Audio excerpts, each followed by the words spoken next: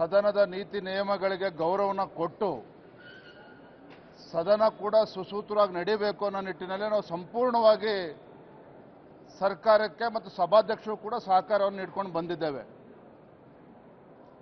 ಆದರೆ ಇವತ್ತು ಮಾನ್ಯ ಕಾನೂನು ಸಚಿವರು ಏಕಾಏಕಿಯಾಗಿ ನಿರ್ಣಯವನ್ನು ಮಂಡನೆ ಮಾಡಿರ್ತಕ್ಕಂಥದ್ದು ಮತ್ತು ಸದನದಲ್ಲಿ ನಮ್ಮ ವಿರೋಧ ಪಕ್ಷದ ಸದಸ್ಯರಿಗೆ ಗಮನಕ್ಕೂ ಕೂಡ ತರದೇನೆ ಏಕಾಏಕಿ ಅಡಿಷನಲ್ ಸಬ್ಜೆಕ್ಟಲ್ಲಿ ಇವತ್ತು ನಿರ್ಣಯವನ್ನು ಮಂಡನೆ ಮಾಡಕ್ಕೆ ಹೊರಟಿರ್ತಕ್ಕಂಥದ್ದು ಸದನದ ಎಲ್ಲ ನೀತಿ ನಿಯಮಗಳನ್ನು ಗಾಳಿಗೆ ತೂರಿರ್ತಕ್ಕಂಥವ್ರು ಇವತ್ತು ಆಡಳಿತ ಪಕ್ಷದವರು.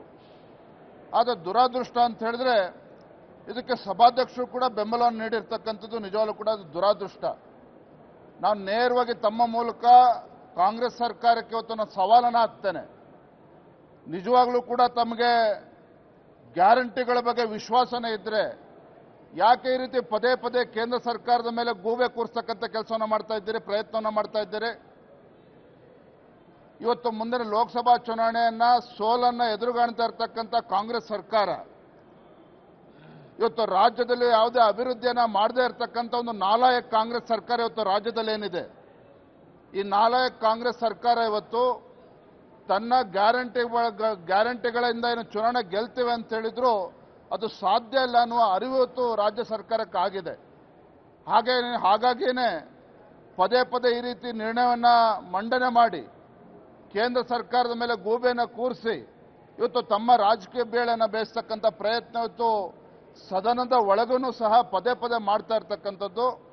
ಈ ಆಡಳಿತ ಪಕ್ಷ ಕಾಂಗ್ರೆಸ್ ಪಕ್ಷ ಸದನದ ಗೌರವವನ್ನು ಸಂಪೂರ್ಣವಾಗಿ ನಾಶ ಮಾಡ್ತಕ್ಕಂಥ ಕೆಲಸಕ್ಕೆ ಕೈ ಹಾಕಿರ್ತಕ್ಕಂಥದ್ದು ನಿಜವಾಗ್ಲೂ ಕೂಡ ದುರಾದೃಷ್ಟ. ಇವತ್ತು ಭಾರತೀಯ ಜನತಾ ಪಾರ್ಟಿ ಈ ವಿಚಾರವನ್ನು ಬಹಳ ಗಂಭೀರವಾಗಿ ತೆಗೆದುಕೊಂಡಿದೆ. ಹಾಗಾಗಿನೇ ಸದನದಲ್ಲಿ ನಾವು ಕೂಡ ಈ ವಿಚಾರವಾಗಿ ನಾವು ಧ್ವನಿಯನ್ನು ಎತ್ತಿದ್ದೇವೆ. ಯಾವುದೇ ಕಾರಣಕ್ಕೂ ಈ ರೀತಿ ಈ ಒಂದು ಕಾನೂನು ಬಾಹಿರವಾಗಿ ಇವತ್ತು ನಿರ್ಣಯವನ್ನು ಮಂಡನೆ ಮಾಡ್ತಕ್ಕಂಥ ಪ್ರಯತ್ನ ಮಾಡ್ತಾ ಇದ್ದಾರೆ ಮಾನ್ಯ ಕಾನೂನು ಸಂಸದೀಯ ಮತ್ತು ಕಾನೂನು ಇಲಾಖೆ ಸಚಿವರು. ಇದನ್ನು ಭಾರತೀಯ ಜನತಾ ಪಾರ್ಟಿ ಖಂಡಿಸ್ತೇವೆ, ಇದನ್ನು ಬಲವಾಗಿ ಖಂಡಿಸ್ತೇವೆ. ಹಾಗಾಗಿ ಇದ್ರ ವಿರುದ್ಧ ನಾವು ಇವತ್ತು ಸದನದಿಂದ ಇವತ್ತು ಹೊರಗಡೆ ಬಂದಿದ್ದೇವೆ. ನಾವು ಖಂಡಿತ ಕೊಡ್ತೇವ್ರಿ.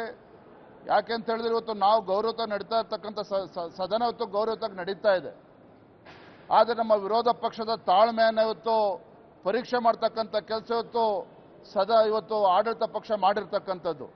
ನಾವು ಇದನ್ನು ನೋಡ್ಕೊಂಡು ಇವತ್ತು ಕಣ್ಮುಚ್ಕೊಂಡು ಕೂರ್ತಕ್ಕಂಥ ಪ್ರಶ್ನೆ ಉದ್ಭವ ಆಗೋದಿಲ್ಲ. ಇವತ್ತು ಕೇಂದ್ರ ಸರ್ಕಾರ ಏನೋ ನರೇಂದ್ರ ಮೋದಿಜಿಯವರು ಏನು ಸಾಧನೆ ಮಾಡಿದ್ದಾರೆ ಇಡೀ ದೇಶಕ್ಕೆ ಗೊತ್ತಿದೆ, ರಾಜ್ಯದ ಜನತೆಗೂ ಕೂಡ ಗೊತ್ತಿದೆ. ಹಾಗಾಗಿ ಇವತ್ತು ಮುಂದಿನ ಲೋಕಸಭಾ ಚುನಾವಣೆಯ ಪರಿಣಾಮ ಏನಾಗ್ತದೆ ಅಂತೇಳಿ ಇವತ್ತು ಗಾಬರಿ ಆಗಿರ್ತಕ್ಕಂಥ ಆಡಳಿತ ಪಕ್ಷ ಈ ರೀತಿ ಕೆಲಸಕ್ಕೆ ಕೈ ಹಾಕಿರ್ತಕ್ಕಂಥದ್ದು ನಿಜವಾಗ್ಲೂ ಕೂಡ ದುರಾದೃಷ್ಟ. ನಾನು ಮತ್ತೊಮ್ಮೆ ಹೇಳ್ತೇನೆ, ನಿಜವಾಗ್ಲೂ ಕೂಡ ನೀವು ನಿಮ್ಮ ಸರ್ಕಾರದ ಬಗ್ಗೆ ಭರವಸೆ ಇದ್ದರೆ, ನಿಮ್ಮ ಕಾರ್ಯಕ್ರಮಗಳ ಬಗ್ಗೆ ಭರವಸೆ ಇದ್ದರೆ ರಾಜ್ಯದ ಜನರ ಮುಂದೆ ಹೋಗೋಣ, ಲೋಕಸಭಾ ಚುನಾವಣೆ ನಿಮ್ಮ ಹಣೆಬರ ಏನು ಅಂತೇಳಿ ಗೊತ್ತಾಗ್ತದೆ.